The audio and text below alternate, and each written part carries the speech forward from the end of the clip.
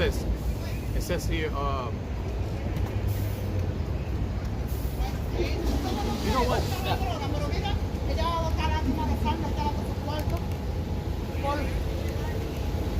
You should start from 39, man. On what? Start from 39. Wait, on what? You know what? Unless you just want to get to the point. But you know, Nathaniel been around for. I'm not gonna say he's been around for a while, but he's old enough. He already know the name. He should know all the scriptures. It shows his disbelief too. He's not believing. He's doing it for profit. That's for his own glory. That's because the talents are taken away from you. Anyways, yo, shalom. Alright, I'm watching one on Yahawashi.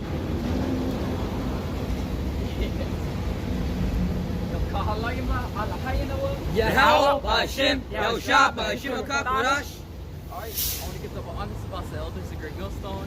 Shalom. Sincere brothers out there teaching truth and sincerity. Alright, we're the Hebrew Israelites back out here once again to prophesy the downfall of Esau's kingdom and to bring remembrance of the children of Israel, which consists of so-called blacks, Latinos, and Native Americans, to bring us back to our power, which is Yahweh. Alright, through our Lord Yahawashi. So it's Yahweh Bahashim Yahawashi. Yahweh means he is. Alright. Bahashim means in the name. Yahawashi means he saves or he delivers in the Paleo Hebrew tongue, which is the only tongue you can call upon those names with. And the only tongue that let's just say that you can, the only tongue that you can say those names in prayer. It's like you.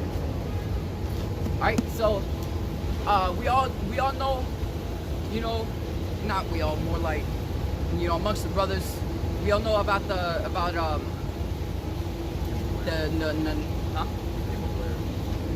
Nathaniel thing, what he said and stuff. You know, that type of mentality, he can disperse the sheep. You know, very quickly. You know, how he says that how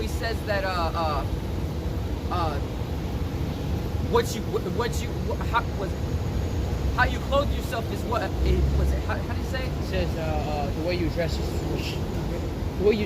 shows the God you serve. Yeah, you know, and the first thought that was in my head, and before we actually start, Lord willing, that's his kid says, just edifying unto brothers and exhorting unto brothers. You know, it's mostly going to be a various topic lesson, camp session. But you know, we're gonna start off with this. But yeah, the first thought that came into my head when I heard that was that Yahawashi, that was not the mindset that Yahawashi came in. And when we come out here, we're supposed to have the mindset that Yahawashi had. Alright, we have to, just like this, as the scriptures say, we have to arm ourselves likewise with the same mind of Yahawashi. Alright? And that was the thing that was popping in my head. Right? And just as they call us bum Israelites because of what we wear? What we wear, it really does describe what kind of power we serve. You know?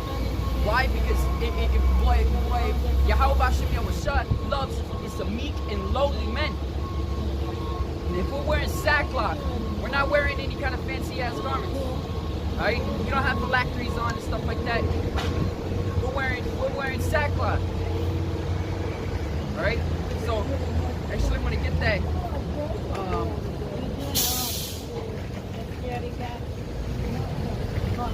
let me just read that in 2 Peter's real quick. I mean 1 Peter.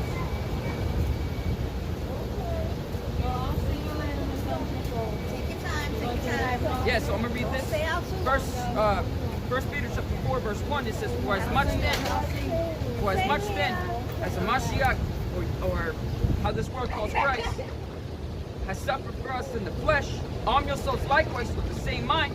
For he that has suffered in the flesh has ceased from sin, that he shall no longer live to the rest of his time in the lust of men, but to the will of Yahweh.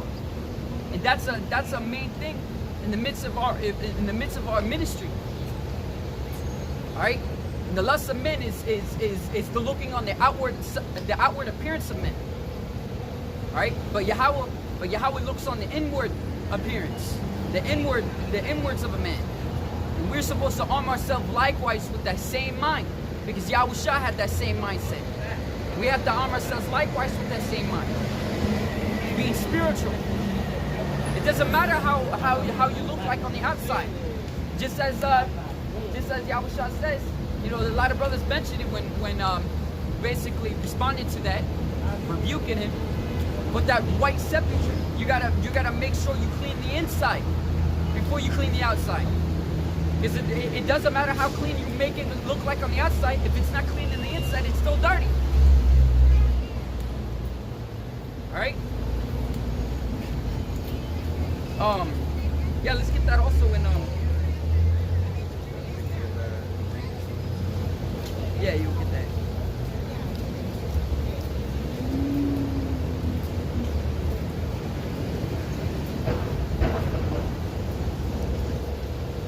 Oh, and let's get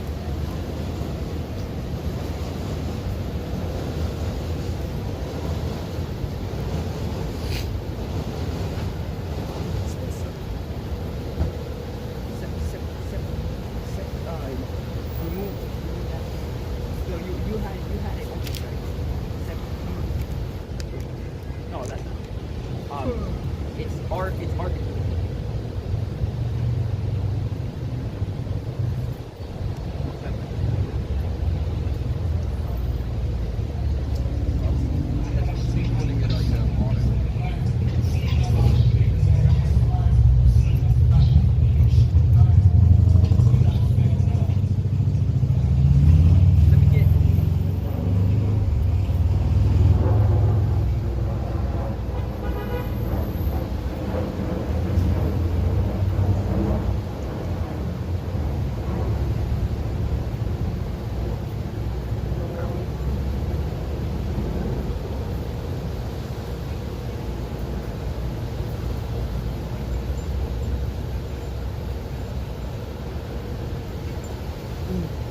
Baba Kushai, can you get 1 Corinthians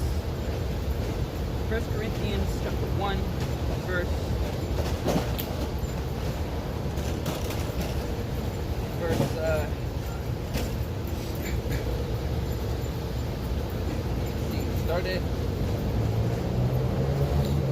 27.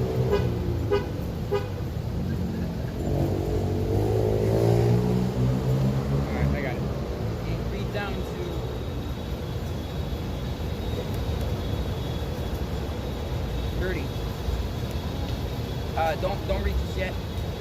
Just I'll hold that real quick.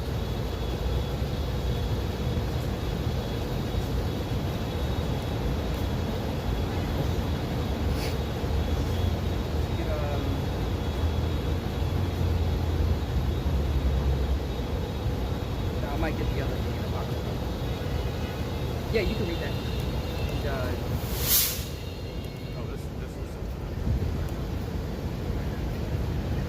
Matthew 23 and 25.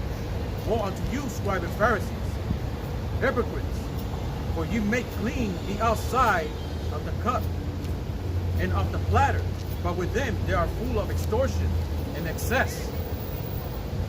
Thou blind Pharisees, cleanse first that which is within the cup and platter, that the outside of them may be clean also. yeah, you always start in the inside of the cup before you start the outside of the cup.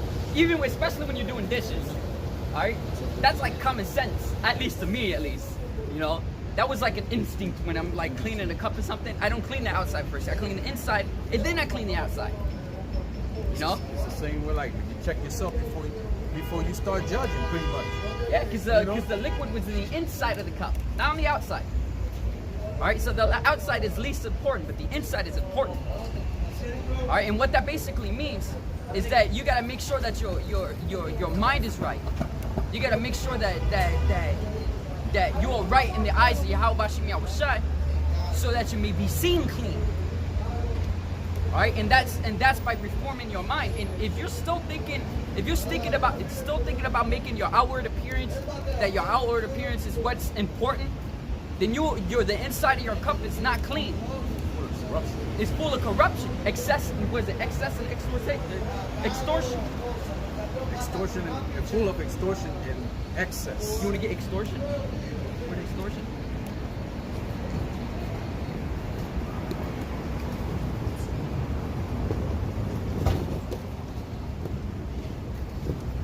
Because you got to remember, the true worshipers of Yahawashi and Yahawashi are going to worship in the spirit and the truth.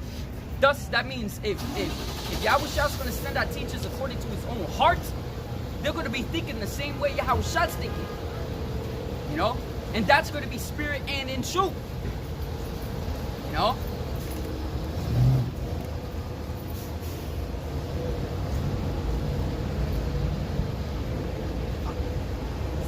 Extorting money. Yeah. Dude, there was a controversy happening with them at one point. Called one of them calling another brother in their congregation a pocket. Yeah, I remember that. Yeah. The pocket.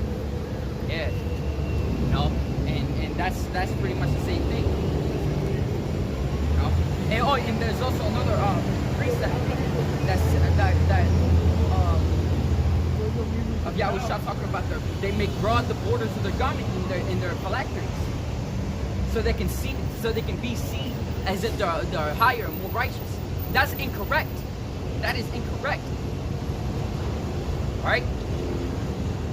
Those men, they go around boasting self-righteousness, but that's not what Yahawashi is trying to look for. You know, Yahawashi brought in that new way. And what you're supposed to be doing is trying your best. Trying your best. You know?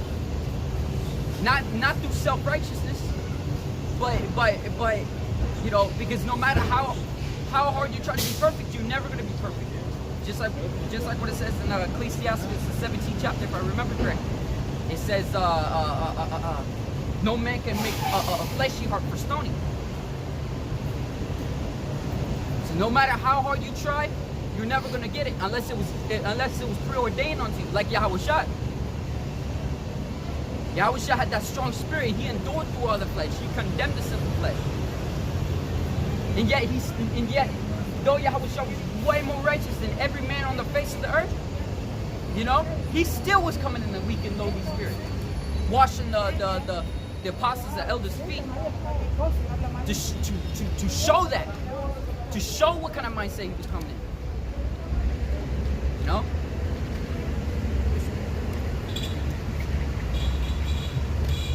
It's another meaning of extortion. This extortion in the dictionary, the practice of obtaining something, especially money, through force or threats. And that's basically a threat to the new coming of sheep. So when a newcomer sees that post that you posted saying that the way you dress it shows what kind of God you serve, and you're wearing this fancy garment, now that sheep, who's most likely in a poorer state than you are because you got the 501c3, now they're gonna have to spend a lot of their money to buy an expensive garment so they can walk around the way you walk around. That's extortion, man. Because it wasn't a direct threat. It was an indirect threat using the Most High's fear. Using the fear of the Most High to motivate that man to buy a garment to represent what kind of power they serve. So you men that have that kind of mindset, you better repent, man, because you're growing more and more blood upon your hands. More and more. You know? It's unbelievable, man. It's unbelievable that you men are still going at it. Are you guys keeping eyes on the times, on the signs of the times? Can you not tell that a storm is brewing? And that Yahawashi is returning? This is not the time to be having that desire of money. Because a lot of you men, if if you're like there's no problem with overall with having an expensive garment, but you shouldn't be putting your mind on it. All right, and you shouldn't be posting things like that. Because what kind of power did Yahawashi serve? He was not wearing the same broad borders of the garment,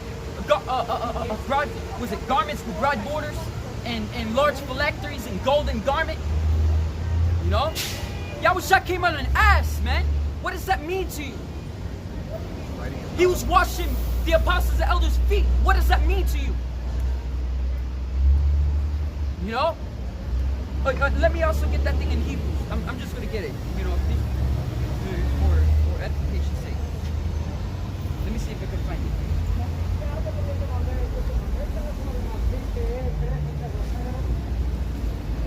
I think it's 7.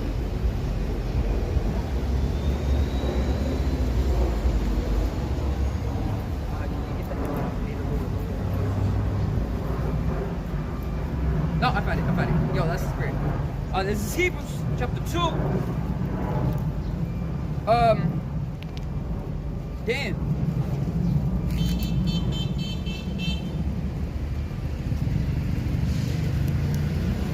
Let me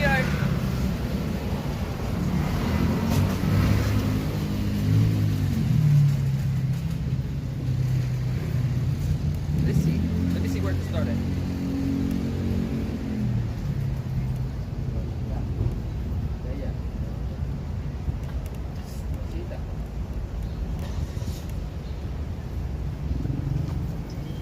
Yeah, you know what? I'm gonna start at 1. So this is Hebrews chapter 2, verse 1. Therefore, we ought to give more earnest heed to the things we have heard, lest at any time we should let them slip. And it seems like that's slipping from your mind. How Yahawashi washed the apostles' feet, his disciples, right? And how Yahawashi, he came on an ass, all right?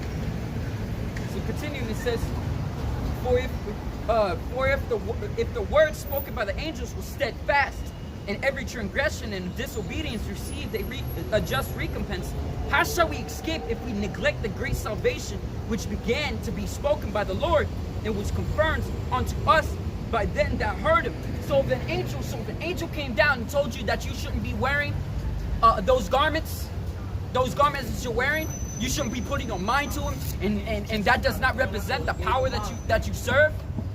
You know, if the angel told you that, you take action right away. But yeah, if Yahawashi was in this day and age, right now, and he told you shouldn't be doing that, you will call him a bum Israelite, a bum Israelites. How do they call him? Call us.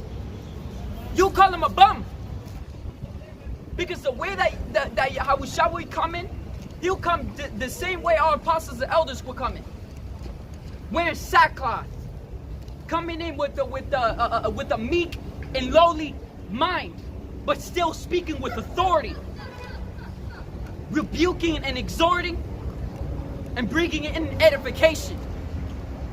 That's what Yahawashi will come in. And you men, you will be just like the evil Pharisees and Sadducees, making broad the border of your garments and making huge phylacteries, going around boasting themselves in self-righteousness. So like it's basically a two-world mentality still, you know, being in that kind of mindset. You know, it's no different than a two-third wearing an expensive $500 sneaker or $400 shade. They do that. A good starter clothing or whatever. Yeah, they do that. They do that to impress the women. It's the same mindset. That's the same mindset they got. It's the same they have as a 2/3 Jake. And 2/3 Jake will try to buy the most expensive things and everything like that, so the women can see that, and they go like, "Wow, he's good off. He must be a rich dude. I'm gonna go lay with him." You know. But since the 2/3 Jake have a lust towards sexual lust, you men If you're going like that, putting your mind to the garment and everything like that, you have a lust. You have a lust for money. You have a lust also for members. It's profit. You get more It's money. profit. The more members you get, the more money you get. The same kind of mindset the wacky tacky Christians got. Making merchandise. You read what's it, Second Peter chapter 2. You know, they bring swift destruction on themselves, denying the Lord that brought them up. You know, making a merchandise of them, because the way of truth is evil spoken of. They call us bum Israelites. You know, we're glad to be bum Israelites. They call us faith-based Israelites. How is that an insult? That is the greatest compliment ever. Thank you. And that shows that you men don't got understanding. And if any man got that kind of mindset, you gotta change it. You gotta arm yourselves like us with the same mind as Yahawashi. Alright? He came in a lowly mindset. You know, and later I'm gonna get that precept where it says, the greater thou art, the more humble thou should be. And thou shalt find favor in the eyes of Yahweh. What do you think Yahawashi was doing? You know, I'm continuing with this. It says, okay, so I'm going to repeat on 3. It says, how shall we escape if we neglect the great salvation? All right, which at the first began to be spoken by the Lord and was confirmed unto us by them that heard him. Now, how did they confirm it? Not just because of the miracles and everything like that, but straight up demonstration. The way they speak, the way they look, the way they walk. It was made known unto them by wisdom. Because wisdom is what gives you that light. It gives you that you know, it's like in daytime. Alright? What makes the daytime? You look around. What's making everything so bright? You look up, there's the sun. The sun is what's making the whole night, what's supposed to be a night sky, is making the sky blue. Because the sun. It's the same thing with wisdom. No matter how hard you try to look away, those men, they catch your eyes. Whether you're a 2/3 Jake or whether you're a 1/3. The 2/3, they have their role of playing a scoffer and scorner, but they know that's the truth, they just can't receive it. Since they can't receive it, they want to hate on it. Because they can't receive it for themselves. But the 1/3, they say they see them as straight up teachers. They hear them, they see edification and exhortation. But at the end of the day, it's the apostles, the elders, and the men on down in this truth teaching the true doctrine, the spirit and the truth. They are sparks among the stubble. There's no way you are not going to drift your attention away from that spark. If that spark is glowing and you want to look at it. You know? Like it or not, our spirits have a fascination towards light. It has a fascination towards light. If it's pitch black in a room and there's a single light, your eyes are going to focus on that light.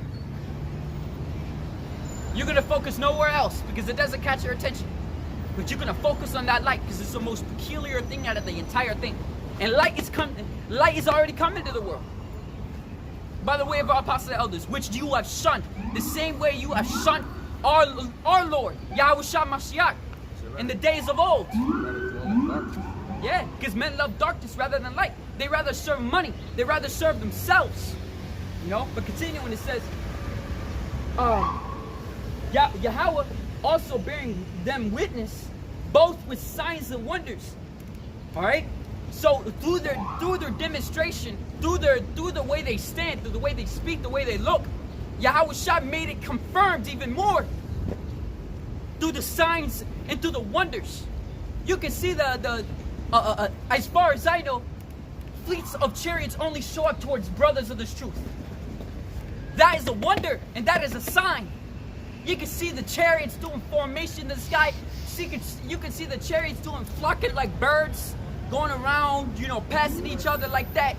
You know, you can see chariots, you know, going in a formation like military formation, going across the sky like you see jets. Esau tried to copy the chariots by the way of their jets. you know, in a formation like an arrow, or a formation going like woo, you know, or you got one jet going forward and you got 2 jets going behind, stuff like that. More like birds formation. Bird Since formation. the military copy off the birds. And the birds copy off the formation of the angels. Right. So continuing, it says, Yahweh also bearing them witness, both with signs and wonders and diverse miracles, and gifts of the Holy Spirit. And what's the gifts? The breakdowns. You know? The breakdowns. And just you wait. The ultimate breakdown is going to be this MOTB, man. It's going to be the CHIP. And when that happens, watch these men. Watch these false prophets. Watch these false teachers. They're going to try to turn their attention, and they're going to say, oh, we've been saying the CHIP the entire time. What are you talking about? While secretly removing the old videos that they had on the breakdowns of the MOTV, trying to pretend that they were the ones who made up it in the first place. They did the same thing with Jacob Strubble. They're going to do the same thing with this. You know? But all the breakdowns, all the names of Yahweh, Yahawashi, you know, all the everything else that was broken down through faith by the Holy Spirit, by the Ruach HaKodesh, from our apostles and elders on down, which they have learned, you know, they have learned from the apostles and elders, you know, because they had the Ruach HaKodesh on them. But they took that free gift that was given onto them, and they went off to try to make merchandise with it, making their own congregation, trying to break down things that was not taught onto them, and horribly breaking it down, because they err not knowing the scriptures. All right, so I'm gonna continue with this. It says, for unto the angels hath he not put in subjection the world to come, whereof we speak. It says, but one in a certain place testified, saying, what is man that thou art mindful of him, or the son of man that thou visitest him? Thou madest him a little lower than the angels. Thou crownedest him with glory and honor, and didst set him over the works of thy hands. Yahawashi came meek, lowly. Though he had power to send multitudes of angels, you know, though he had power to command his servants to fight, and they will win with a tiny number, they would have took over the entire earth. But it was not his will. It was not the will of Yahweh. It was not the will of Yahawashi. Alright? It was not the purpose to do that. Alright? Yahawashi came meek and lowly to represent the testament, to represent the how do I say it? To represent the how do I say it? Damn. The road that he's paving. There you go. That's for the lack of better words. All right, the road that he's paving, to represent it. Yahawashi came a little lower than the angels. Yahawashi didn't send multitudes of angels to destroy all the heathens at that moment. You know. Yahawashi came on an ass, washing the feet of the apostles and his disciples. All right. Yeah.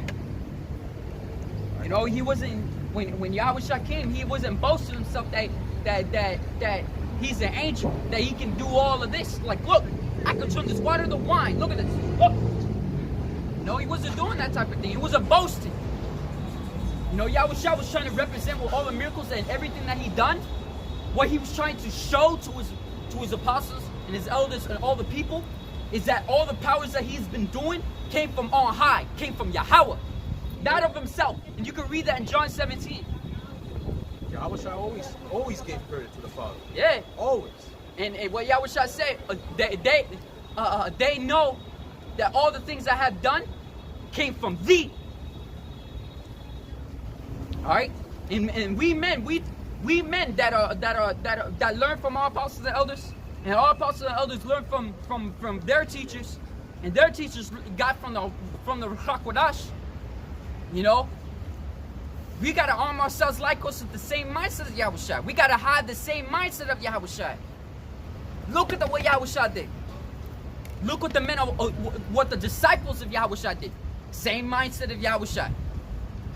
Now all the way 2,000 years later, here we are. Again, the apostles and elders and the disciples of Yahawashi are back again. And not just that, but the evil Sadducees and Pharisees and Sadducees are back again too. Boasting in self-righteousness. The same thing they did back then. You know?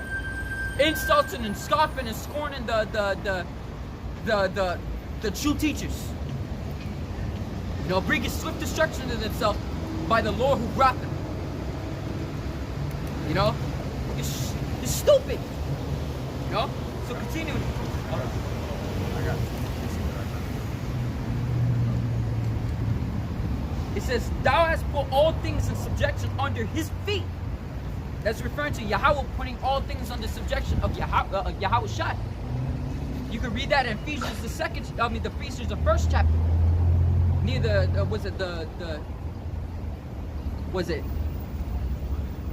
third to the last verse on down. It says, for in that he put all in subjection under him, and left nothing that is not put under him.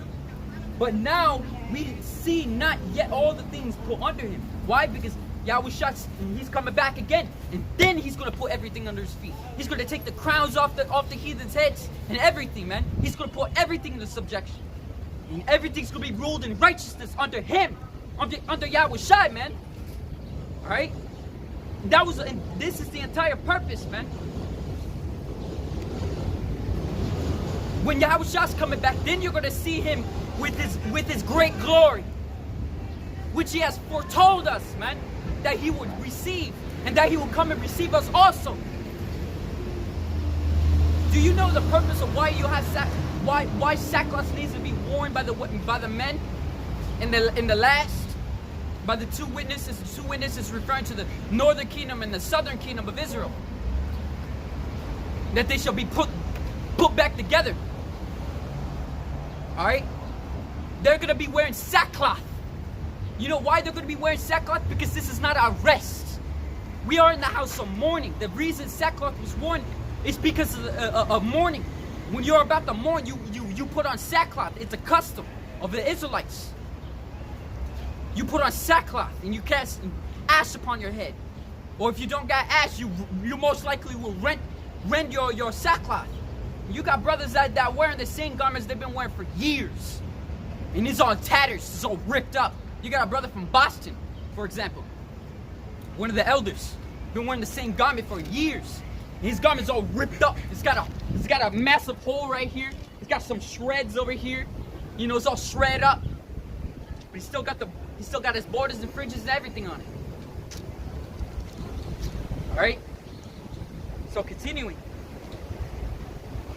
But we see Yahawashi, who is made a little lower than the angels, for the suffering of death, crowned with glory and honor. He, by the grace of Yahweh, shall taste death for every man. You know? And Yahawashi got his glory and honor. He got it.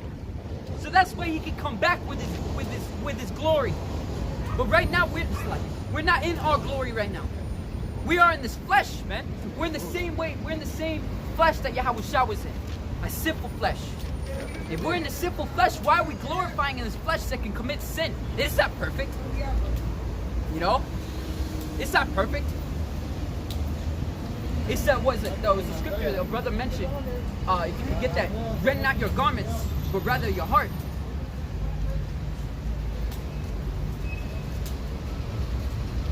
And that was one of the precepts somebody was trying to justify that post, not understanding what it truly means there.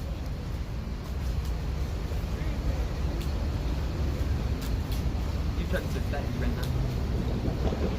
We might find it. I got a precept.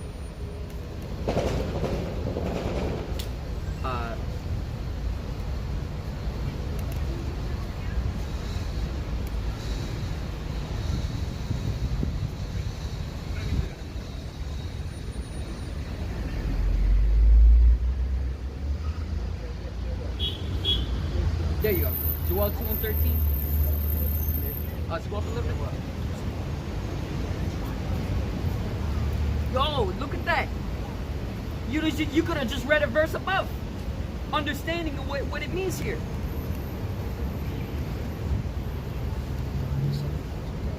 Yeah, you can start reading here. Yeah, 12. All right, this is Job 2 and 12. Therefore, also now, say, Yahawashi, turn ye even to me with all your heart, and with fasting, and with weeping, and with mourning. And that's referring, and if you're in that state, you're going to be wearing sackcloth. Right. And rend your heart, and not your garments. And what that means is to turn away, turn from away your wickedness. All right, and that's through your mind. That's what it means to rend your heart and not your garments. Your garments is referring to your flesh.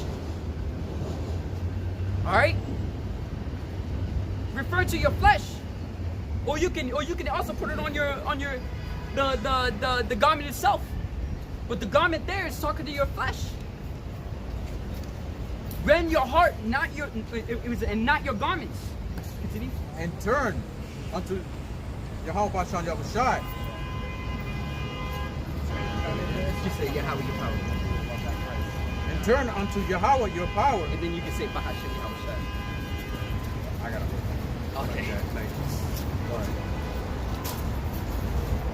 Let me read it again. It's Job 2 and 13. And rend your heart and not your garment.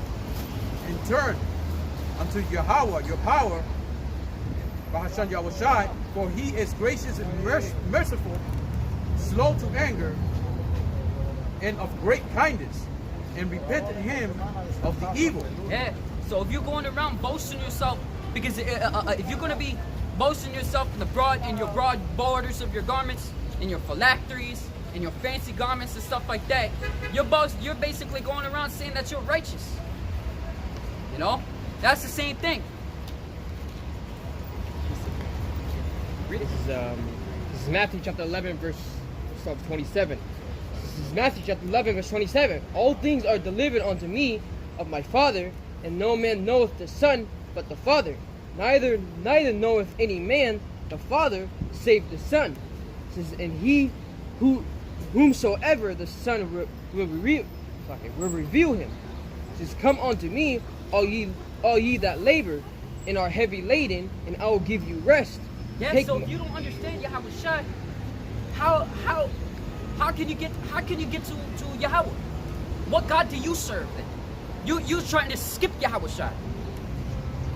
If you're gonna be wearing garments, wear garments that represent Yahawashi. Represent that you serve Yahawashi. Because you can't get to Yahweh, you can't serve Yahweh without Yahawashi. So what mindset are you coming in? Look, we're a lowly brothers. We're a lowly brothers. We're small among the Akim. We're like a pinky amongst the Akim. You ain't even gonna bat us an eye. No, because we don't have that high amount of subscribers. We're not that known amongst you and stuff like that. We're not highly spoken of, but we're still part of this ministry. We're still part of the body of Yahawashi. You know, and the entire body is screaming at you. You know? It says, come unto me, all ye that labor and are heavy laden, and I'll give you rest. Take my yoke upon you and learn of me, for I am meek. Learn of him. Continue. It says, for I am meek and lonely in heart. He's meek and lowly in heart. What you wear is where your mind is. Not what God you serve. What you wear is what your mind is. That's what it is. What you wear is where your mind is. You know, it shows how they, you know, and that's like the NYC, whatever they are now. It shows the biggest hypocrisy in them, because they went to churches. That's what they call them, hypocrites.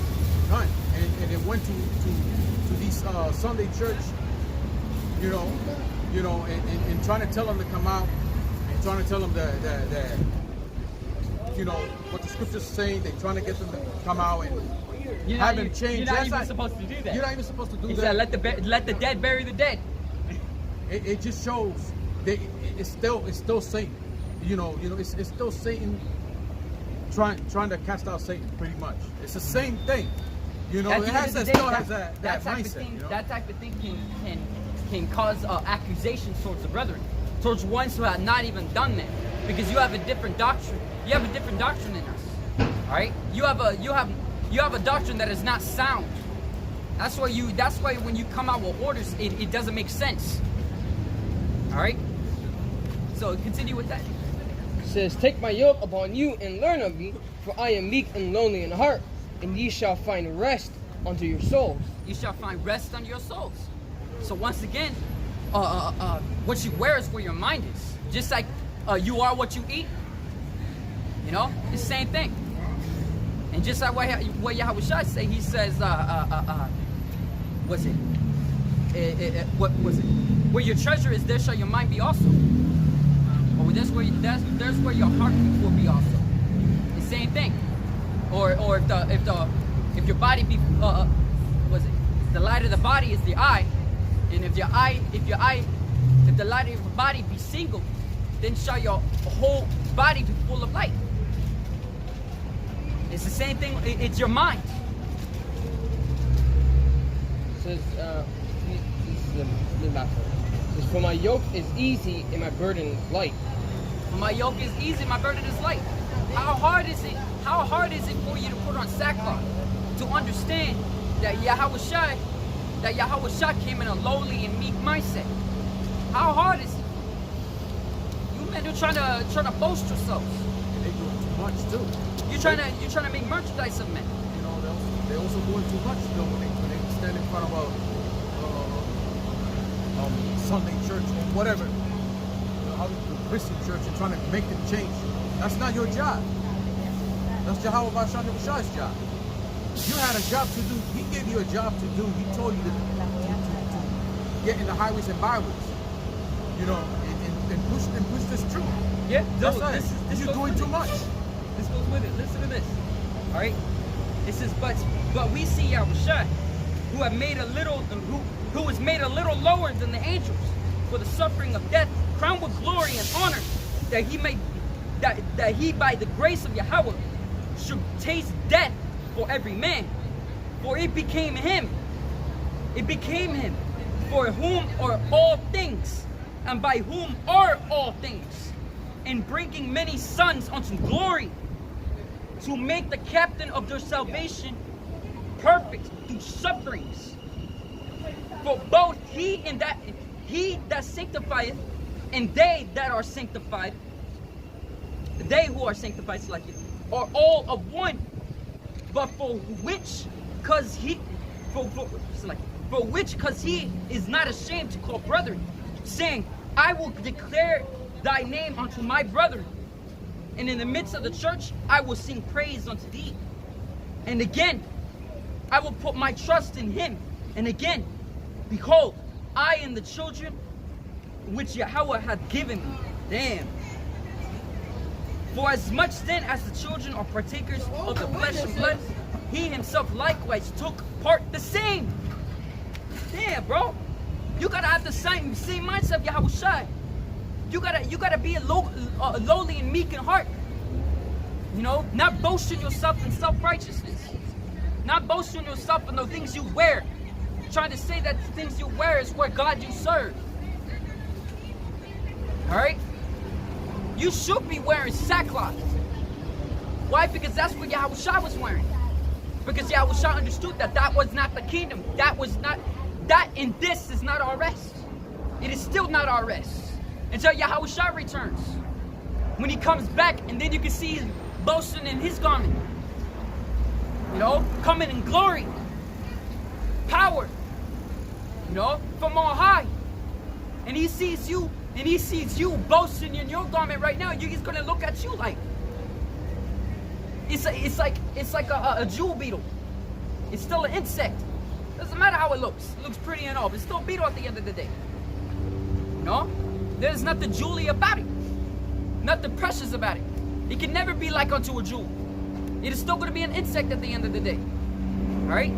So continuing, it says, for as much sin as the children are partakers of the flesh and blood, he also himself likewise took part of the same, that through death he might destroy him that had the power of death, that is the devil. And who's the devil? Esau. It says, through envy of the devil came death into the world. And devil is a title referring to deceiver. Alright, and referring to Job 9:24, it says the earth is given to the hand of the wicked. He covered the faces of judges thereof, if not where and who is he? And that evil still on the earth. Until Yahawashi returns, then shall the dispensation of the times be fulfilled. Dispensation means to the management. In pursuant to Ecclesiasticus, it says the he shall set it over one that is more profitable. Roughly paraphrasing. And Esau is a so-called white man, like it or not. Yep, like it or not. Todd Bacon families is what rules this kingdom.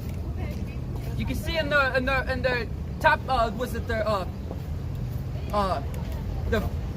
dollars. You know, it's the top currency. Though it's failing, it's that they're the ones who's making it fail. So they can bring in that NWO, which is they're gonna bring in the CBDC, central bank digital currency. And this is it's a whole big picture. All right. So continuing with this, and you can see the men, the men that are still boasting on the garments that they wear. They still got the envy of the devil in them, because Esau boasts in his garment. Esau goes around with a suit and tie, going like, you know. Esau goes around doing that shit. It's the same devil that believes in guns. Yeah. You know, believe in his own sword, anyways, because that's his blessing anyway. But no, the Jake wants to follow suit. He believes that he's proud of things that he put in his hand. It's the same mindset of these men. But we are confident and hopeful of the things that we cannot see. You know? We're confident and hopeful in the things we cannot see. We got treasures. We're rich. We are rich.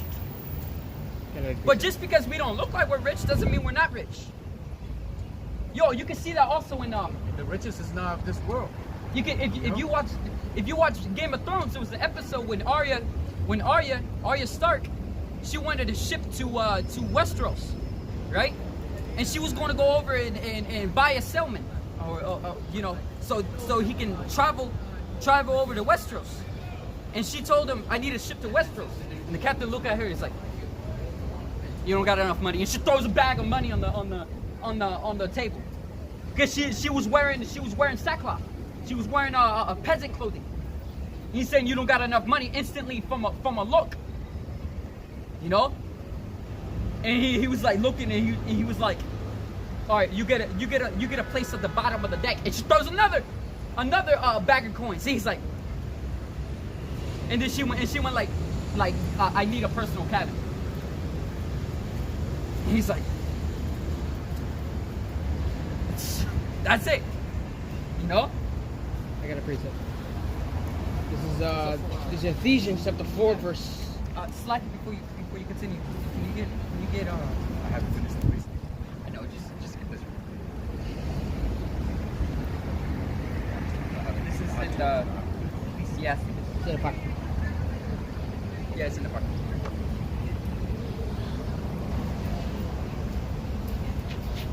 Let's see if I can find it.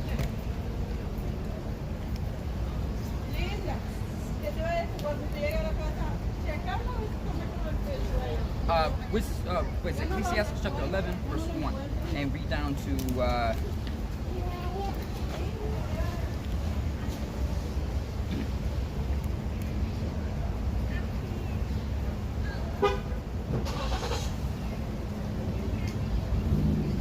read down to 6.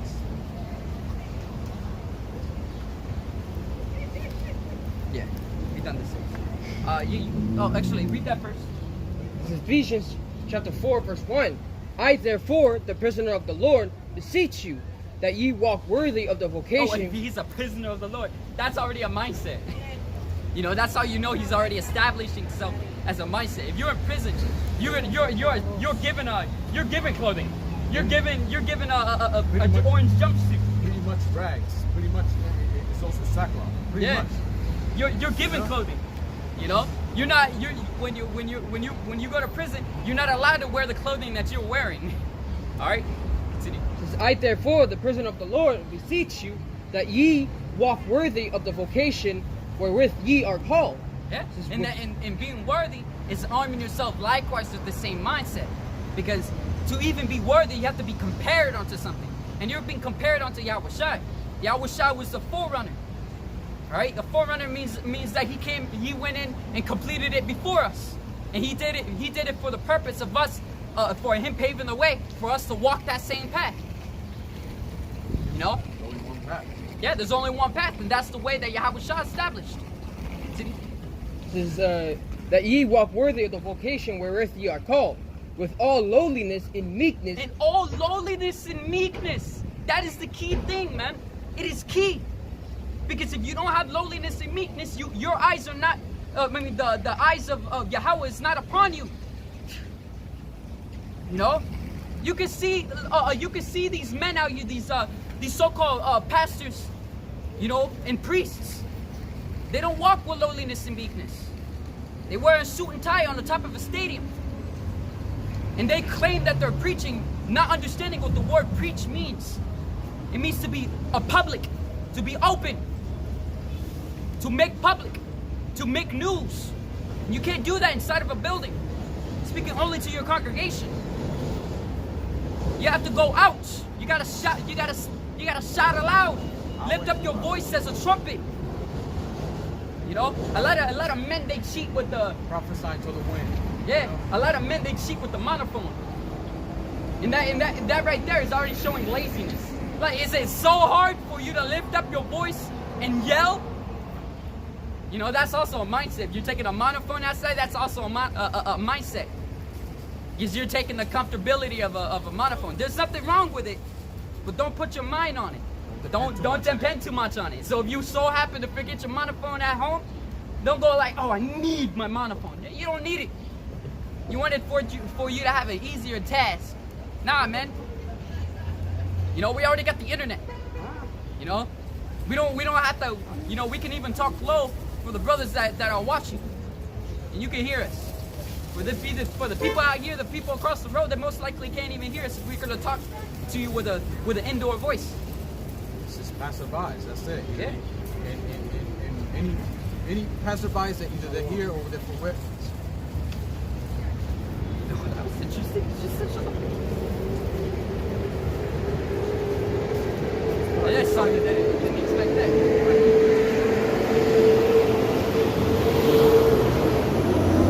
It says, with all loneliness and meekness and long suffering, forbearing one another in love. Oh, slow down. Repeat it again. It says, with all loneliness and meekness, with long suffering and forbearing one another in love. Forbearing one another in love. Bible Shark, can you get the word forbearing? Intimate. An agent? Not. Oh, an agent? Oh, I don't know. He took off his hat and everything. You never know. You never actually know. That was really weird. Just to do everything. Is it? Yeah, he's the one longest I've actually ever seen stand there, listen, not asking anything, not up yet at least, you know, and you know, he had his hat off and everything, and you know, when he was leaving, he just went like, "Shalom." He just left. Yeah, that's like a once in a while. And you know, I just automatically went like that. He wasn't dressed in very, like you say. He was, yeah, he didn't. He looked like flashy or nothing like that. He looked very rugged on his face and everything. Rough too. Kind of looked like an Ephraimite. Right. Yeah, or maybe Manasseh. But we start continuing. This is the end leader of forbearing, is just to hold oneself erect and firm. To hold one direct and firm, and that goes hand in hand with the, if a brother is lower in the truth than you, a newcomer or anything like that, treat him as you would any other brother. Answer any questions he got, anything like that. Be soft towards the brother. Be kind. Be tender-hearted. Yahawashi did it for us, man. Our teachers, our apostles, the elders did it for us. You know, even when we're rebuked, you know, though the brothers, they look like they're harsh, they seem like they're harsh, yet they're trying to direct you. Like, whoa, watch it. You're about to fall. Bro, watch it. All right? Watch it. Whoo! Well, You almost fell, bro. They can say it with a certain expression. It may sound mean, but you know how many times, like, don't cross our street. You wanna fucking get hit. Don't be doesn't stupid. mean just Like, cursing don't you be out. stupid. Don't take another step. Don't be a dumbass to take another step. You know, using high hyperboles. That's what that word is. Look up the hyperbole. All right. And that's what these curse words. The reason they call it curse words because they don't. When they're teaching their children about Christianity and stuff like that, about the scriptures, it says not to curse. Not to curse and not to make vows, you know, and that's why they call it curse words and swear words, you know. So they call the strong language curse words and swear words to scare the children away from using those words, all right. But those words are nothing but just strong language. They're just called hyperboles. Hyperboles is using words to describe let's just say an expression, all right. When you're like holy shit. You go like, whoa, type of thing, you know? It's like how you say that? To explain it more like a 4-year-old, 5-year-old word enhancement. Word enhancements. You know, you can see that in SpongeBob. You know, when SpongeBob was going around speaking dolphin, you know, Mr. Krabs was like telling him to stop. But when near the end, at the end of the episode, Mr. Krabs hit his foot and he was jumping up and down speaking dolphin. Because it hurt so much, he was trying to express how much it hurt through his words. You know? You can see that shit. Even children understand that shit. You know? Excuse my language. Look at that. I'm already saying shit. That was not necessary. That just came out. It means, you know what I mean. Yeah. Lord, I did it again. Fucking it. Oh my gosh. I understand, Mr. Krabs. Anyway, continue. It says to hold one's self erect and firm, just to sustain, to bear, and to endure. Yeah, to endure. Damn. You know, even with a younger brother, you know, he may not understand a certain thing that you understand. You gotta endure and just teach him. You know, things like that.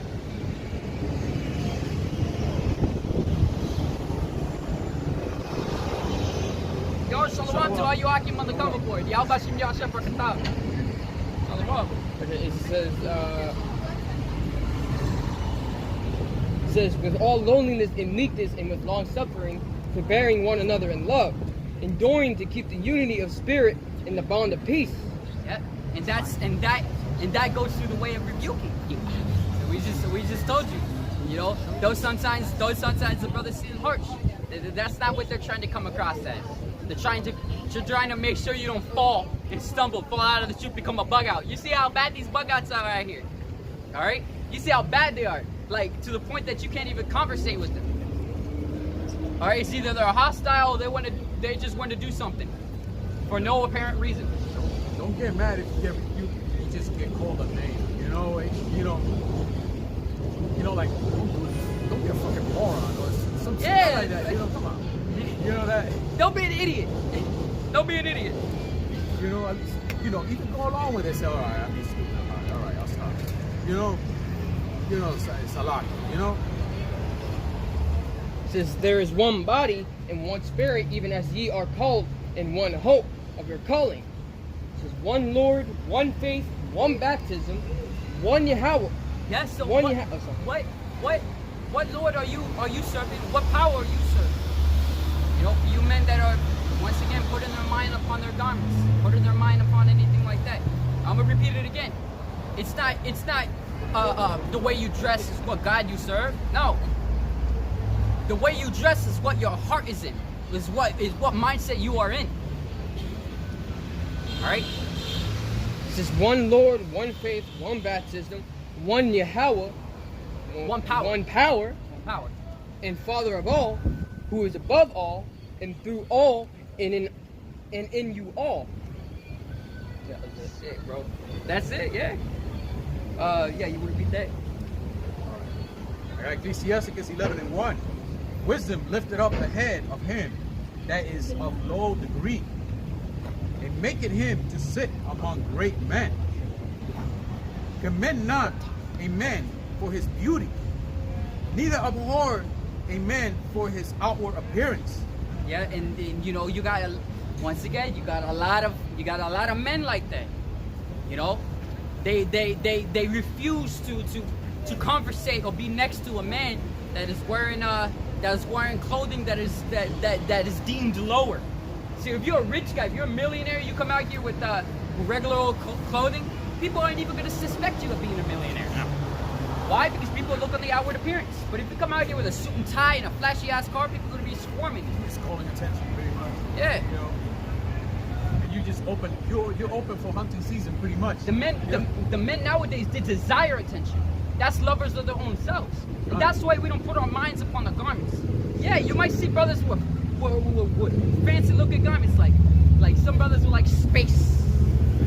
It's cool, like whoa. You know, some brothers with a garment on, then they got a girdle as well with a giant lion on it. There's nothing wrong with it, brother. The brother isn't going around boasting it. You know. But then you got some congregations that go around. They got the phylacteries, they got the gauntlets. You know, they got the big girdles. You know, they got large ass borders in the garments, the fringes all the way down. You know, and standing on the podium, having a microphone and everything like that. It's like you're trying to draw attention. Like, what is this, bro? I mean, there's nothing wrong with getting attention from the people, but it's the way you're trying to get attention with. You're trying to get attention. You know, it's bad. Yeah, I wear shoes with holes. You know, We don't got the money to always buy you shoes. can't buy shit all the time. But yo, we got what? We got two-third Jake out there trying to buy $600 Nikes, whatever brand, you know, and they can't even pay their next bill. They have to choose between electric And limited time. and a limited Jordan time slapping. Jordans that just came out.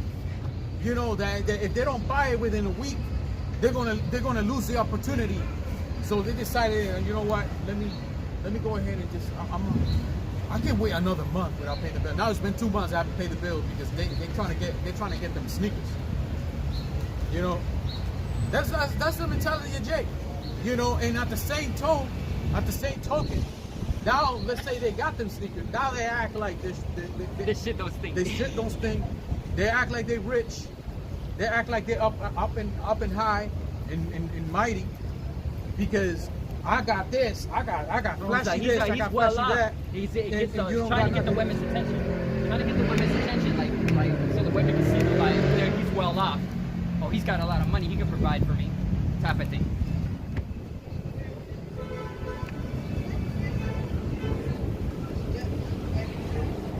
Ecclesiasticus 11:2. Commend not a man for his beauty, neither abhor a man for his outward appearance. The bee is little among such as fly, but her fruit if chief of sweet things. Boast not of thy clothing and raiment, and exalt not thyself in the day of honor. For the works of the Lord. Exalt not thyself in the day of honor. And That's why. Just look at Yahawashi, man. Look at Yahawashi. Yeah, that's what's up, bro. What the fuck? You know? And look at Yahawashi. Yahawashi was not boasting himself. When he was on the scene, he was not boasting himself. You always get glory to the Father. And anytime that people try to glorify Yahawashi, he said there's none good but the Father. But Yahweh, he always gave credit to the Father, not to himself. He always said it. God, even David. Yeah, even David, yeah. Even David, when he was going to fight Goliath and who knows other things that happened to David, he always gave glory to the Father. You have to give glory to the Father regardless. Yahawashi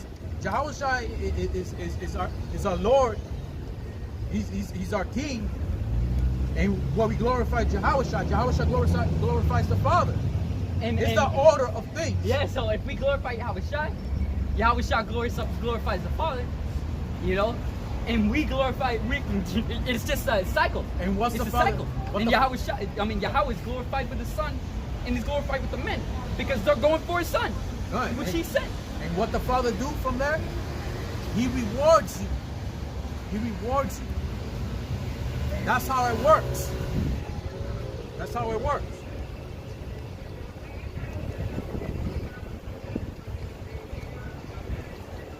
Yeah, you can finish. Yeah, you can repeat it.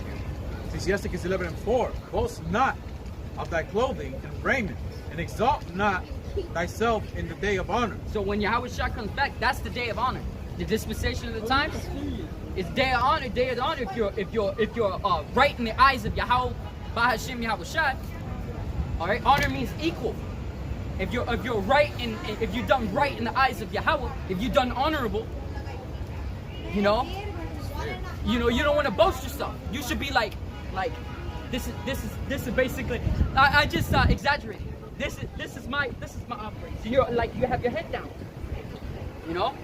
And to be on the safe side, if you want to be more on the safe side, somebody give you credit, you have to have a humble spirit. You gotta like, oh man, you're a good speaker, you know, because I'm not a good speaker. You know, you're a good speaker, man. Do this and this. No, Yeah, I'm not, or man. an Nah, artist. nah, An I'm artist. Not like, I'm not all that. I'm trying here, you know. Even an artist. You know? Even when Right. the artist is in a competition with other artists, and a lot of people are liking his art. Damn, look at that. Woo!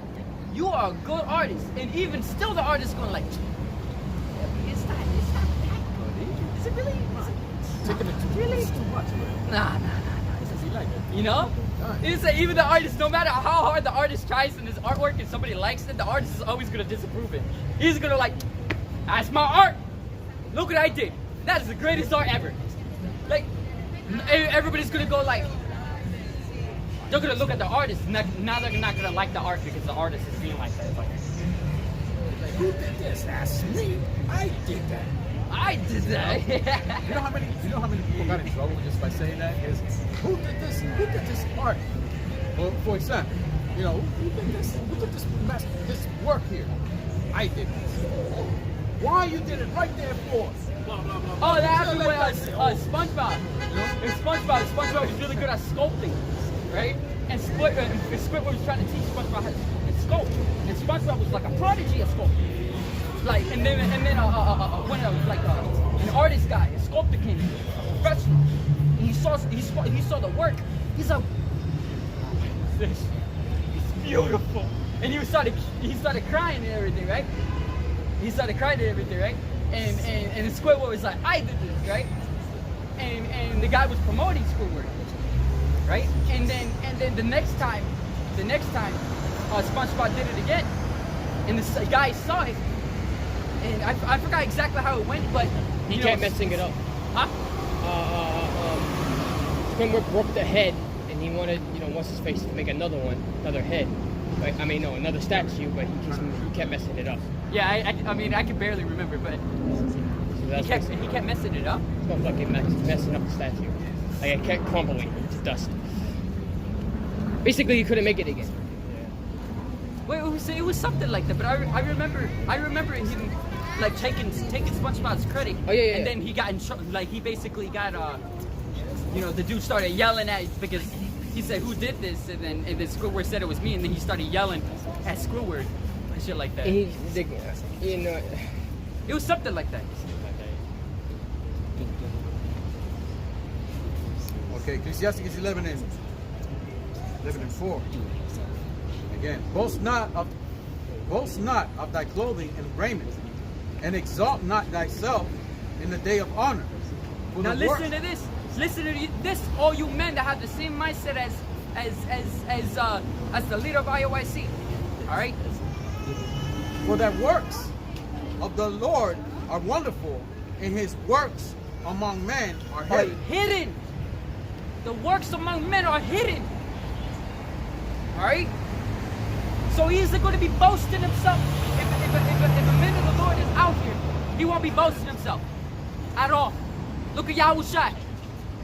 Yahawashi was hidden amongst all these people. The light of the people couldn't even see him as a Lord. Like, nah, Son of the Most High. No, he's not. Yeah, No, why didn't he come like this? Yeah. Why didn't he go like this? Yo, let me get that in Isaiah. Look at the way he looks. You know, You think he's made man of the Lord? Look at the way he's dressed. I'm gonna read a little bit of Isaiah. Isaiah chapter 53, verse 1. It says, "Who have believed our report? And to whom is the arm of Yahweh Bashim Yahawashi revealed? For he shall grow up before him as a tender plant, and as a root out of a dry ground. He hath no form, no comeliness. Maybe like in their 40s, late And when 40s. we shall see him, there is no beauty where we shall desire him." Just because he didn't have that beauty, people didn't believe that he was the Son of the Most High. Little do they know is that they don't go to the wise words of our forefathers. You know, for example, Sirach. You know, literally says that the works of the Most High are hidden among men. So only the ones. That's why it says, when the disciples were trying to find out who Yahawashi was in his past life, Yahawashi asked Paul. No, it was Peter. He asked Peter. Was it Peter Bar-Jonah? Peter Bar-Jonah. Who does thou think that I was? You know, and Peter said, "I believe that thou art the son of Yahweh Yahawashi." And he said, "Blessed art thee, Peter Bar-Jonah, for what was it? Flesh and blood have not revealed this unto you, but my Father revealed this unto you." You need Yahweh Bashim Yahawashi to reveal secrets like that unto your eyes. That's why we see our apostles and elders, the apostles of the Great Millstone, is our teachers. And they are the men sent by Yahweh Bashim Yahawashi. None of these others. You know, you know what's funny? All these other leaders of these other doctrines, they don't call themselves apostles. They call themselves either bishops or high priests. Well, why not apostles? Apostles is actually a low title. It's a lower title than a high priest and a bishop. A high priest and a bishop, if they're going around boasting themselves about that, that's pride. Because you can look at the Levites. Look at the Levites. If I remember correctly, John the Baptist, he was a Levite. He was a priest, but he didn't go about boasting himself that he's the son of Aaron. Right? He's from the sons of Aaron. You know, he didn't go about boasting himself. That's one of the reasons why John the Baptist said, "The one that has come is greater than I." Why? Because Yahawashi, he came about greater than John the Baptist, but he was the son of the Heavenly Father. That is huge. That is bigger than any priest, any other title. That is big. But when Yahawashi came about, he came in the same style that John the Baptist came. That's why John the Baptist, well, he paved the road for Yahawashi. He's the cousin of Yahawashi. Yeah, and John the Baptist, he paved the road for Yahawashi. Yahawashi walked that way so that we may walk that way. And John the Baptist also. You know? It's like rolling out the red carpet. You ain't gonna step foot on the carpet. That's for that celebrity. You would better not step foot on that carpet. You know? Yeah, John the Baptist. You know? Yahawashi walked about. Then all the men on down start walking down that carpet behind Yahawashi. You know? It's the same thing, man. Yahawashi did not come about to boast himself. He didn't boast himself in raiment, and he was honorable unto death. All the way honorable unto death. He took a brutal death. And now when he's coming back, he's coming with honor and great glory. You know, a power of great glory. And he is to be respected. When he comes back, then he's going to be wearing his garment of his choosing. And how he wants it, with actual gold on it. I'm not kidding. Actual gold, actual jewels, and everything's going to be upon his garments. All right? And the men right now, they're boasting themselves like a I can't even come up with a good comparison. You know, I mean, look at a butterfly. Butterfly is beautiful. When you look up close, that thing's creepy as hell. You know? Oh, look at a ladybug. You know? Ladybug. Oh, look, pretty. Look up close to it. It's freaky as hell. Well, You know, it's the same thing as we're dirty rags. But no matter how much we try to make ourselves look clean by putting another rag on top of us, we're still dirty rags at the end of the day. Yahawashi, he was not at that time. He was not pleasant to look at. But what made him beautiful? The wisdom that he had. Yeah, he was just Isaiah 52 and 2. It says, oh no, not 2, 3. It says he is despised and rejected of men, a man of sorrows and acquainted with grief. He hid, as it were of the faces from him. He hid as if it were our faces from him. He was despised and we esteemed him not. Surely he hath borne our griefs and carried our sorrows. Yea, we did esteem him stricken and smitten of Yahweh and afflicted. Bro, our people are fucking stupid. Alright? Our people are dumb. You know? There's even some of the 144,000 and 1/3 that was amongst that crowd that crucified Yahawashi. Little did they know is that after he was crucified and everything like that, they learned from the apostles and elders during that time. You know? And they woke up, they'll probably grieve, they probably weep and grieve like, what have I done? And they're gonna go after with meekness and lowliness, like I was with one of them that crucified. And now they're going after offering up their bodies as a living sacrifice during that time, just for them to do it again nowadays.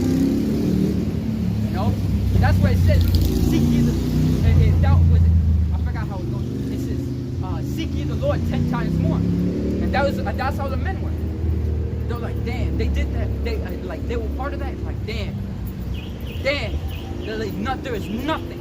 There is absolutely nothing I can do to revert time and repay that. So what I'm gonna do, I'm gonna offer my life. That is the greatest thing a man can offer. Is his life. Yeah, as a sacrifice. And that's powerful to Yahawashi. And that's reasonable. Because that's the greatest a man can do, to offer up. It's his own life.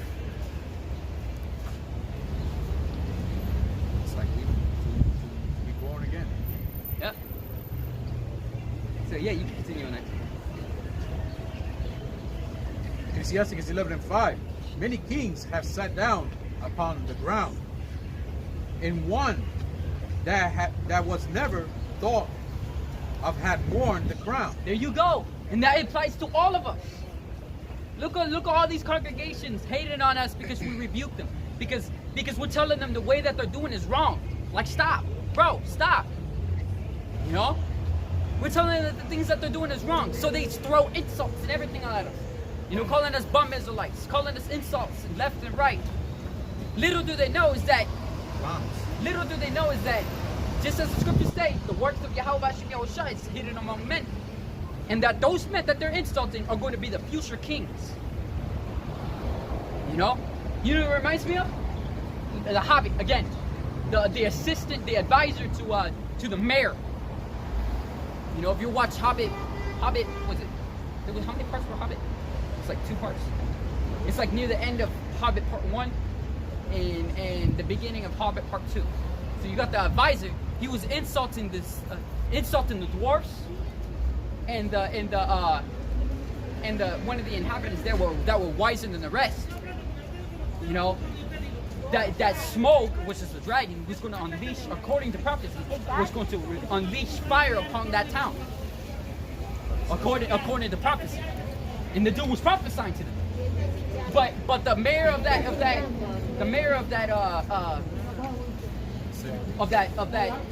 town, you know, he was insulting, throwing insults, trying to convince the people that this guy's a psychopath, he's an idiot. But when smoke came about, you know, oh, and I forgot to mention, but that there was also mentioned that a hero was going to stop the smoke. Little did they know that the hero was actually the prophet, was was actually that dude. So when smoke came about, you know, that hero, which is that dude, that prophet, he stopped smoke, but he still burned up the entire town because it was prophecy. All right. So when all the citizens and everything, most of the citizens and everything were evacuated, you know, onto the beach. So did the prophet also survive, but not just the prophet, but also that wicked man, which is that assistant. So he was coming up, and then you know, since the mayor pretty much died, they needed a new mayor, and they were gonna make the prophet the mayor, because they saw that his words were true. You know, and when that assistant showed up, and he was trying to what's the word? He was trying to bring that prophet to a great name by doing the same thing he did to the previous mayor. He was trying to see, he saw an opportunity. He was like, there's just a new mayor and stuff like that. And the dude went like, what are you doing? Like, and all of that. And he's like, and he told the people to do what they want to him. He threw him to the people, you know? So basically, you know, back to the point is that nobody saw that dude was going to, that was prophesying, was telling the truth. But at the end, then these people, which are throwing insults at the dude which was telling the truth, now all of a sudden they're trying to take the opportunity to try to seek mercy when it's already too late. You're chosen your path. They take it out of the scripture. You know, the prophet was among them. You know, they know that the prophet been among them. Yeah, lo, it will come. I said yeah. This is Matthew 7, verse 13. Enter ye in at the straight gate, for wide is the gate, and broad is the way that leadeth to destruction, and many there be which go in thereat. Yeah, and you can see all apostles and elders. Not a lot of people will be following our apostles and elders. Why? Because of the way they dress. You know, you see the apostles and elders, they just look like old men. You know, wearing garments. Sometimes they wear a coat. Can't even see the garments. And at the end of the day, they're not even boasting themselves. They still look like your average Joe out here. That's right. It's still prophecy. That's why it explains 144,000 of the elect in the 1/3. You know, it shows that, and it's not because 144,000 of the elect in the 1/3 because they survived the fire. Yeah, that's part of the reason. For a lot of the reasons, because the 2/3 refused to listen to the message from 144,000 of the elect. You know, and that 1/3 that knew, and they're trying to just push like that. What Yahawashi said.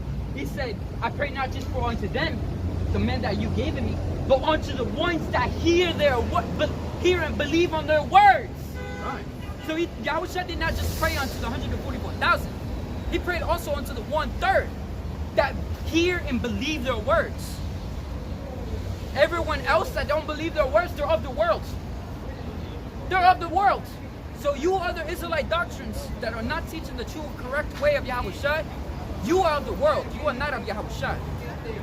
The clothing that you wear, the God you serve is mammon, which is money. You serve money.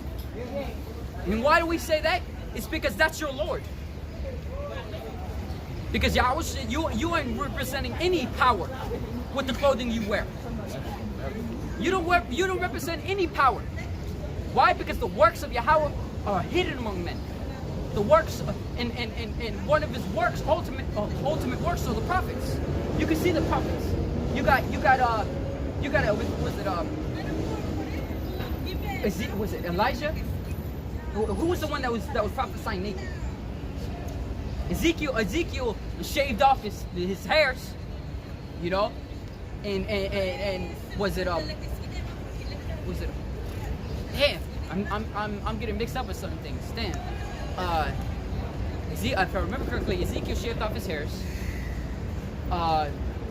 Hosea, I think, was it? I'm not entirely sure. One of them two. Married a whore. And there's many things. But when people saw them, when people saw those prophets, what is this? Oh, this is Isaiah. Okay, so it was Isaiah. But all those prophets were all seen as crazy. You know, but little did they know is that they're all representing the things that were coming. Just as us, now, look at us. We're wearing sackcloth. Why? Because of the days that are coming are going to be extremely terrible. Lamentations, mourning, and woe. So what we are ordered to do is wear sackcloth. Alright? That's what our mindset is. And we are ordered through the Hakodash. And why do I say that? It's because you have to understand Yahawashi to understand to ultimately have the Hakodash. To have the Hakodash, you need to understand Yahawashi. To understand Yahawashi, you need the Hakodash. You know?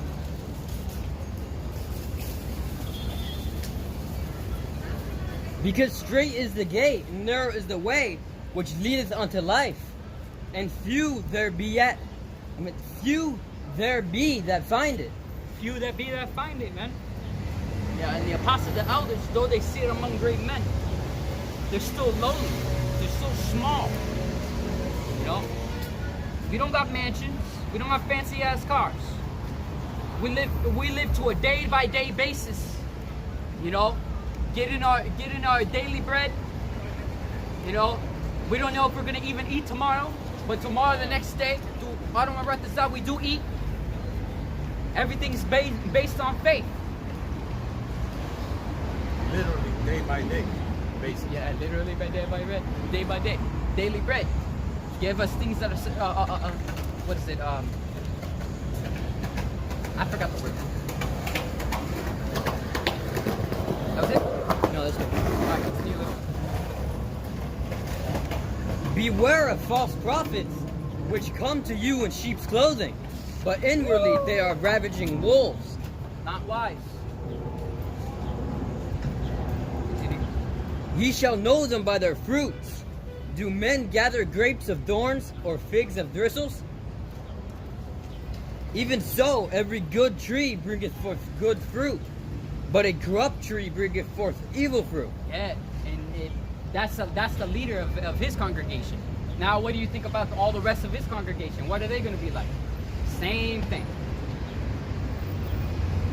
A good tree cannot bring forth evil fruit, neither can a corrupt tree bring forth good fruit. Yeah, you can see the apostles and elders, man. Look at the apostles and elders. Everything that they teach has brought in good fruit. Little do you know is that even the titles which through the Spirit has been put on apostles' heart to apply in the years, actually has been fitting with the things that have been happening in the news. Every tree that bringeth forth not good, every tree that bringeth forth not good fruit is hewn down and cast into the fire. Yeah, and that comes when the dispensation comes, when the management comes. You know, because they have to grow together. They have to grow together. Continue. Wherefore, by their fruits ye shall know them. Wherefore, that by thy fruits ye shall know them. You can see the brothers. Man, look at the brothers, man. And every time I listen to the brothers' videos, I'm like, these are the men. These are the men, man. Like, absolutely. The way they teach, you know, it's just absolutely edifying and exhorting. These men speak with wisdom. All right? These men speak with absolute wisdom. The world hate this truth. You know, if the world hate us because we pushing the words of Yahawashi and Yahawashi, we're doing something right. Yeah. You know, it's just like that.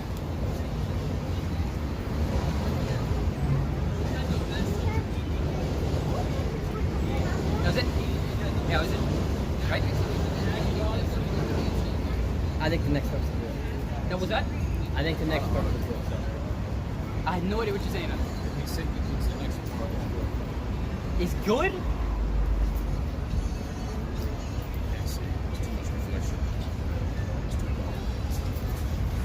Let me just read it. You said it's good? Yeah. All right. This is Matthew 7, verse 21. Not every one that saith unto me, Lord, Lord, shall enter into the kingdom of heaven, but he that doeth the will of my Father which is in heaven. Yeah, that's a good one. That's a good one. Yeah. You know, and Yahawashi, he represented all of that. You know, Right. just how we represent Yahawashi represented how the Father wanted. That's pretty much a complete cut, because what is the world of Yahawashi? The scriptures. What do the scriptures contain? Instructions. What is the instruction? They ain't supposed to know all that shit. But he knows. What is it? Love the Lord, keep His commandments. But he's choosing between Love money and the Lord. Yahawashi. And you know what? He's leaning toward the money. He took the bag. If you didn't take the bag, you should fix your ways. But if you're not gonna fix your ways, it's already been known unto us. He took the bag. You know, and I know that because I already found out. Yeah, I know. You know, just put it on video. So I'll probably have to re-upload that again. I'm gonna read a little bit of this, and then we're just gonna close out. This is 1 Corinthians. Oh, who got the 1 Corinthians? I got Ephesians. Wait, I got 1 Corinthians. Stop. The 1 Corinthians chapter 27.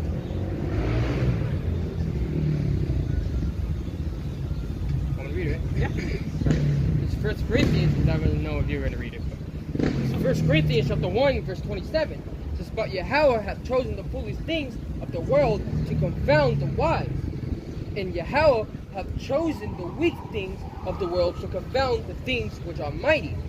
Mm-hmm. It says, "And base things of the world and the things which are despised hath Yahweh chosen, yea, and things which are not, to bring not things that are."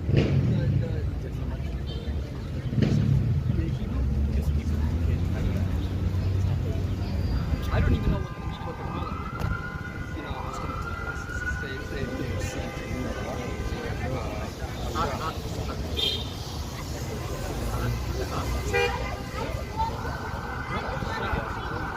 because I know the W looking shot. All right, Slacky, repeat that again. It's 1 Corinthians chapter 1, verse 27. "But Yahweh hath..." Sorry, start at 28. Verse 28 is, "Base things of the world and things which are despised hath Yahweh chosen, yea." Just yell over it. It says, "And base things of the world and things which are despised hath Yahweh chosen, yea." Wait, it says the things which are despised has Yahweh chosen. No? Amongst all the congregations, amongst all the doctrines, Great Most is the most despised, and all of them that teach the same doctrine. That includes Men of Valor. That includes us. You know, that includes any other brother that doesn't have the Great Millstone or Men of Valor name on it, but teaches the same doctrine. We're all despised.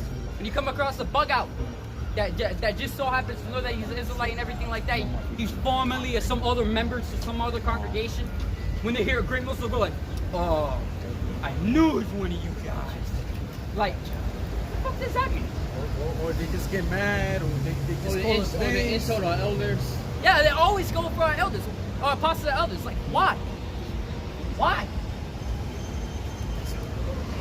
It says, "And base things of the world, and base things of the world and things which are despised hath Yahweh chosen, yea, things which are not, to bring not things that are." Yeah. That- Call him like Yahawashi Yahawashi. It says that no flesh shall glory in his presence. That no flesh shall glory in his presence. You know, even when Yahawashi comes back, we aren't going to be glorifying ourselves. We're going to be glorifying Yahawashi, because he's coming back in the power of the heavens, in the power of his Father Yahweh. So we're going to be saying, "Call all you like Yahawashi Yahawashi. Barakatah Yahweh, Barakatah Yahawashi, Barakatah Yahweh, Barakatah Yahawashi." We aren't going to be glorifying ourselves. You know, we're going to be like, "I'm ready. Take me up." We're going to be glorifying the Father and the Son. Yeah. You know? Everything else falls in place. We're nothing, man. We're nothing. We're nothing but mere tools. It's whether you're willing or whether you're willing or whether you're not. Just the mouthpiece. We're a mouthpiece, man. Yeah. It's not of our will. So we aren't going to glorify ourselves. We're going to be glorifying Yahweh Yahawashi. Yahweh Ba'ashim Yahawashi. You know? And that's, you know, a perfect representation is when these angels show up. You know? When the angels show up, you know, the first instinct the brothers got is Kal Halayim La Yahweh Ba'ashim Yahawashi. Kal Halayim means all praises. All praises. And then La means two. So Kal Halayim La. Kal Halayim La Yahweh Ba'ashim Yahawashi. You know, that's the first instincts the brothers get when they see chariots. You know? So why do Yahawashi Yahawashi for giving us this for us to even see these types of things? You can finish it up. It's that no flesh shall glory in his presence, but of him are ye in Mashiach Yahawashi. Says, who of Yahweh is made unto us wisdom and righteousness and sanctification and repentance and redemption. Says that according as it is written, says he that glorifieth, let him glory in the Lord. There you go. He that glorifieth, let him glory in the Lord. Let him glory in Yahawashi. That is our mindset. You know, we aren't going to be glorifying ourselves by the way of making ourselves looking, you know, fancy as hell. Alright? That's a manner of glorifying. That's why when you glorify someone, you give them treasures, you give them precious things, you know, give them sacrifices. That's a manner of glorifying. Get them tight. You know? But you know, that's why we rather glory in Yahweh Ba'ashim Yahawashi. Alright? So yeah, so we're gonna close up. No, I haven't finished this precept. Oh yeah. Just put it on because it's let me finish Joel 2. This is Joel chapter 2 verse 13. And rend your heart and not your garment, and turn unto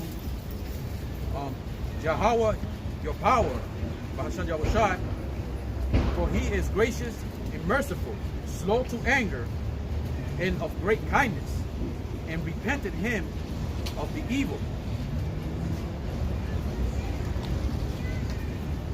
Yeah, that's it. And I haven't here.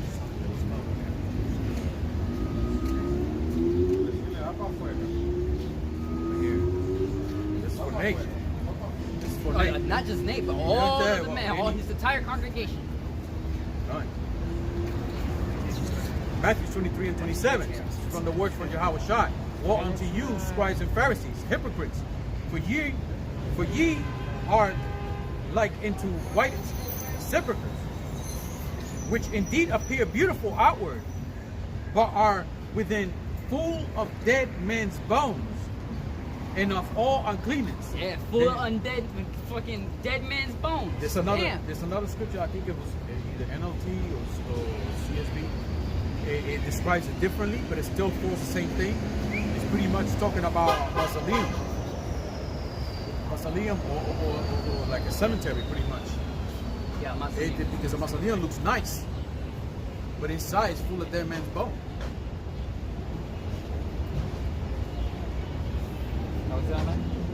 You can say, even so ye also outwardly appear righteous unto men, but within ye are full of hypocrisy and iniquity. Yeah. Woe unto you, scribes and Pharisees, hypocrites, because ye built the tombs of the prophets and garnished the sepulchres of the righteous. That's true. Yo, even they rob they rob even from the dead. You know, just to make money. You know, that's. Yeah, I mean, even literally, you know, literally even now. Right. That's what I'm saying. You know, and say, if we had been in the days of our fathers, we would not have been partakers with them in the blood of the prophets. Look, I'm pretty sure all of them would say the same thing. But you have the same mindset as the evil Sadducees and Pharisees, man. Or Pharisees and Sadducees. You know? They're the same mindset. You guys will be best friends. Wherefore you be witness unto yourselves that ye are the children of them which killed the prophets. Bruh. Oh, continue a little more.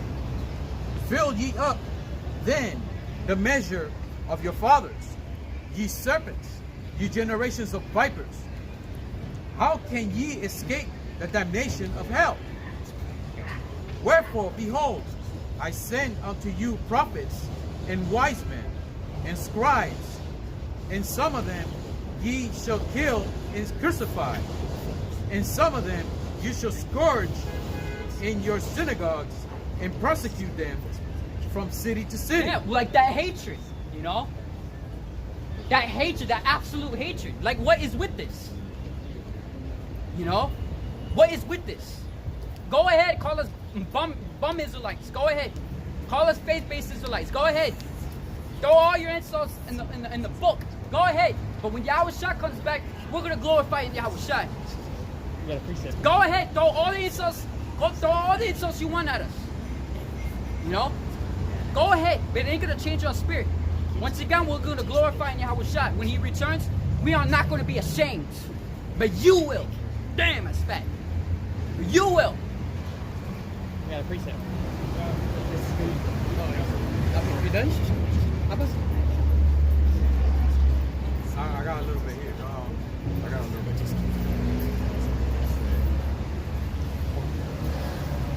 Alright, so let me get to the point right here. This is John 4:23. But the hour coming, and now is, when the true worshipers shall worship the Father in spirit and in truth. For the Father seeketh such to worship him.